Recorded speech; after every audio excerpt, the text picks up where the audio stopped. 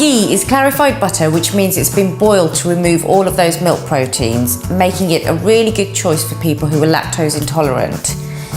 This KTC ghee has a long heritage when it comes to Indian food, and because it's made with the milk of grass-fed cows, it gives it its red tractor approval. Used in small amounts, it's actually a healthier option because it helps your body break down bad fats. It's also got high levels of vitamin D and vitamin E, which help you aid digestion and also helps maintain a really strong metabolism.